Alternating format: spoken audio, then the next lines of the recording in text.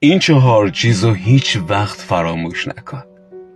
مادر مثل درختیه که سایش تو رو از نور خورشید در امان نگه میداره و مهر و محبتش همیشگی و بی پایانه. پدر مثل ستونیه که مهم نیست چقدر ضعیف شده باشی، اون همیشه هست و باعث دلگرمیه.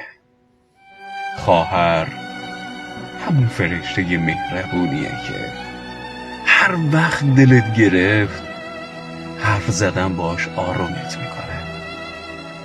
مهمم نیست که از چی دلت گرفته باشه. برادر همون کسیه که یک جایگاه امن و یک آغوش باز پس از پدر و مادر برای تو.